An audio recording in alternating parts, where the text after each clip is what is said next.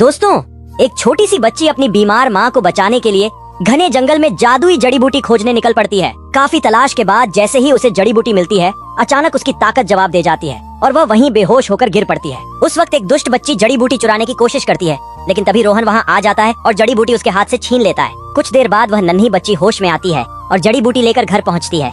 घर पहुँचते ही वह अपनी माँ का इलाज शुरू करती है। माँ की सांसें सामान्य होने लगती है, माँ ठीक हो जाती है। बच्ची खुद कमजोर पड़ जाती है और बेहोश होकर गिर जाती है।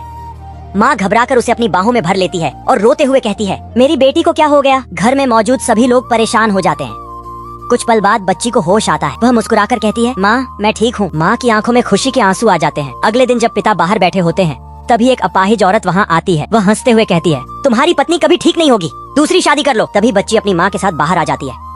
औरत जैसे ही माँ को पूरी तरह ठीक देखती है, वह हैरान रह जाती है और गुस्से में पूछती है, ये कैसे हो गया? तेरे जैसी अपाहिज सोच मेरी माँ की नहीं है। दुष्ट औरत गुस्से में हाथ उठाती है, लेकिन बच्ची अपनी जादुई शक्ति से उसे जमीन पर गिरा देती है और माँ का हाथ पकड़कर वहाँ से चली जाती है। तब वही दुष्ट बच्ची अपनी माँ के साथ लौटती है। उसकी माँ हाथ में जहर की बोतल दिखाते हुए कहती है, बेटा अब होगा असली खेल शुरू। जहर की बोतल देखते ही दुष्ट बच्ची खुशी से झूम उठती है